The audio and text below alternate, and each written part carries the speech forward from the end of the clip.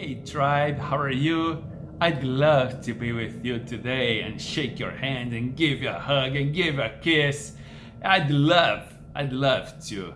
But unfortunately, we are in the middle of a pandemic and I hope and I'm praying that next year we're gonna be together. And then I'll give you a big hug, a Brazilian one, and we're gonna be together and it's gonna be awesome. It's gonna be awesome.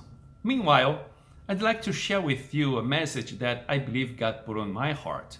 And that is on Matthew 25, verse 1.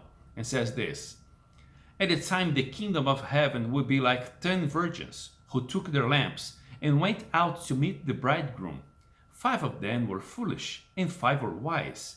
The foolish one took their lamps but did not take any oil with them. The wise ones, however, took oil in their jars along with their lamps. The bridegroom was a long time in coming, and they all became drowsy and fell asleep. At midnight, they cry out, "Here's the bridegroom! Come out to meet him!" Then all the virgins woke up and trimmed their lamps. The foolish one says to the wise, "Give us some of your oil. Our lamps are going out." "No," they replied. "There may not be enough for both of us and you. Instead, go to those who sell oil and buy some for yourselves." But while they were on their way to buy the oil, the bridegroom arrived. The virgins who were ready went with him to the wedding banquet, and the door was shut.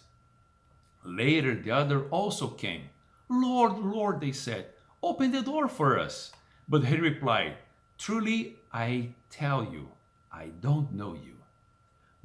Therefore, keep watching, because you do not know the day or hour in which the Son of Man is coming." We are in the middle of the pandemic, and I believe that this pandemic says a lot, is together with this parable. It's a parable, it's a comparison, it's something to compare that Jesus said. And there is a spiritual truth here that we are living today. The 10 virgins, of course, were not the bride because it's not a polygamy, of course. The 10 virgins here, they refer about the church that is pure, the church that is sent, the church that is a virgin, waiting for the bridegroom to come. Well, the thing is, the bridegroom took a long time on coming. In Jesus, there is 2,000 years that the church is waiting for him. And some of the people in the church, they fell asleep. And it says here that all of them, they fell asleep. And the truth is, many of people are fell asleep. Many of churches, they stop preaching about the coming of Christ. And this theology of prosperity have taught us to be wealthy, to be healthy, to be happy in this world, and have not teach the people to prepare themselves for the coming of Christ. And I believe that we are on these days. I believe that the coronavirus is one of these messengers saying, prepare yourselves, Jesus is coming. Never in the history of human beings happened something like that. Only Noah, the flood, was worldwide problem at once. And now we are living the same thing. Neither World War II was all the countries in the world affected. But now, I've never seen this, worldwide, one message, loud one, yelling to us, prepare yourselves, Jesus is coming. And many people are still sleeping. Pastor, leader, teach our church for the coming of Christ.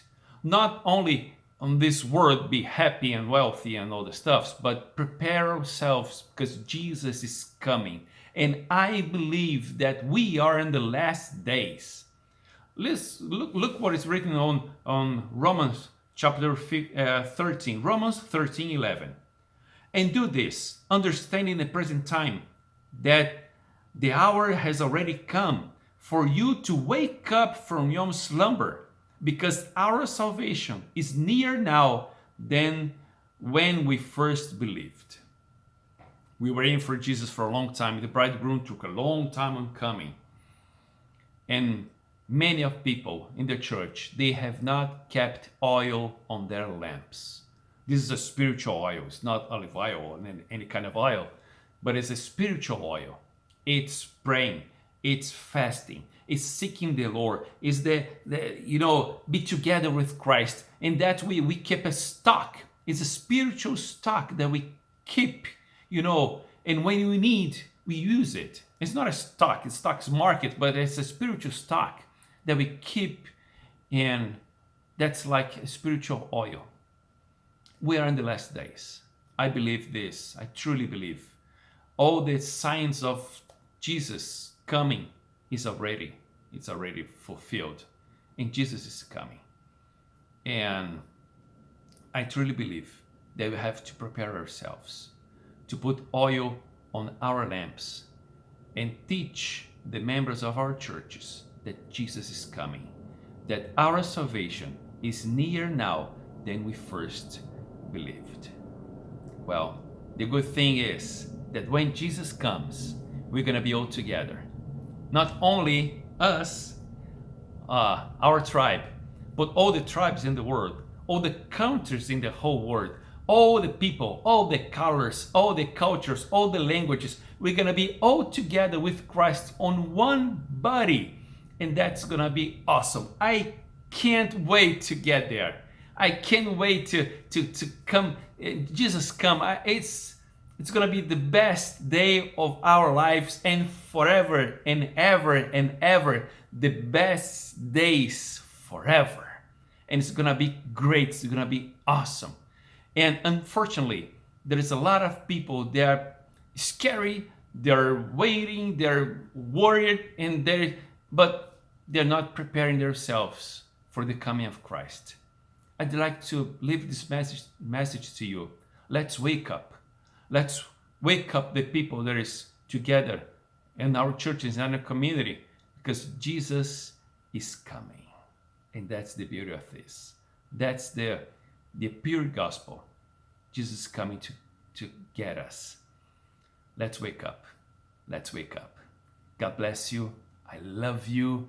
I hope next year we're going to be together, but I hope more than we're going to be together with Christ forever and ever with everybody. And that's going to be even better. God bless you. I love you. Bye-bye.